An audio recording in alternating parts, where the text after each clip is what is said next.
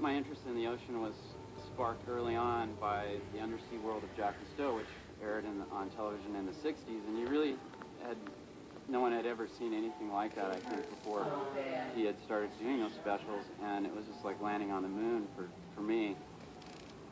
So after college, I got a job at what was called the Orange County Marine Institute, and now is known as the Ocean Institute in Dana Point, California.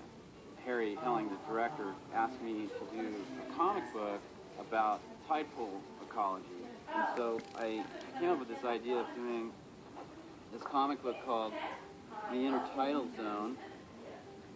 And it starred basically all these invertebrate sea creatures from tide pools in Southern California, such as sea star, barnacles, short crabs, and actually the host was a sponge named Bob, but not like SpongeBob. He was a natural-looking sponge.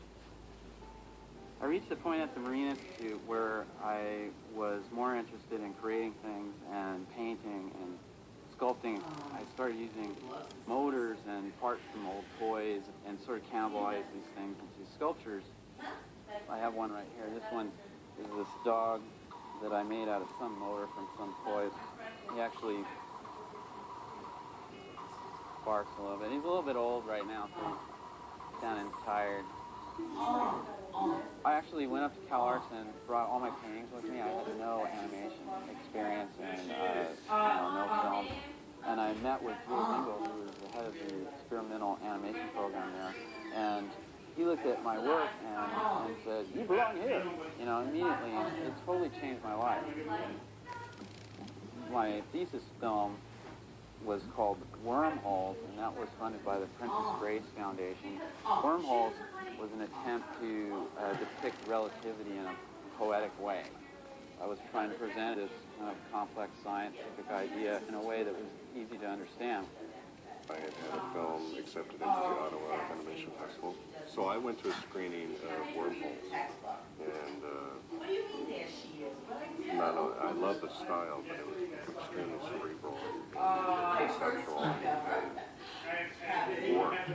Joe Murray was trying to put together the show Rocco's Modern Life, was looking for directors, which was a dream job for anybody that likes animation. We worked from outlines, so Rocco was storyboard driven, which is another thing that appealed to Steve. That style of writing was the way many of the earlier Warner Brothers cartoons were written, and many others, probably Fleischer, these things where they didn't follow a script.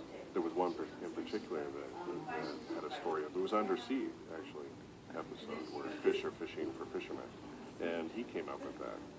Working on the last season, I remember I was talking with writer Martin Olson about shows and funny animal shows, and I really thought I don't really have an idea that I'd want to torture myself over for several seasons. And then Martin was looking at the Intertidal comic that I had, and he said, "What are you, crazy? This is your show right here." So I thought, I'd like to do a show about an innocent, sort of like a Jerry Lewis Under the Sun kind of thing. I started thinking, well, what undersea creature would represent this? And so I just started drawing undersea animals, and I came across sponge. It's really not very animated. They usually sit pretty quiet on rocks, still speed, but it still seemed like a funny shape, so I started drawing sponges. And then it dawned on me that, well, there was a sink sponge, so I drew a square one. And lock on to the idea of this undersea nerd. And from that point on, I thought, well, that's the star, SpongeBob. Two very important people in the genesis of the show SpongeBob were Derek Ryman and Nick Jennings, who were companions from Rocco. He was, at the time, the creative director of the show. And so that's the first time we got to write together and work together. Steve called me up and said that he was putting his pitch together and he needed a little bit of a couple of paintings to sort of lock in visually what's going on for the background style. I actually hired those guys to come over to my house and help me develop this pitch Bible, which is what most people, when they pitch an animated show, they come up with some kind of information about the design and the concept and the story ideas. And so Derek and Nick came over, and I would basically work with Derek on the concepts, and then Nick on the other side was working on the art for the pitch Bible. I paint much tighter, render a lot more than the ended up stylizing SpongeBob. And Steve's paintings were exactly the opposite. They were super loose, super rough, and really fun to look at, really colorful. It took a while for me to sort of get into that sort of idea of keeping looser, getting as loose as possible. We couldn't just translate his style of painting right into animation. It was just a little too loose. I try not to walk in with an idea of my own to inject into, try to force Steve into doing something.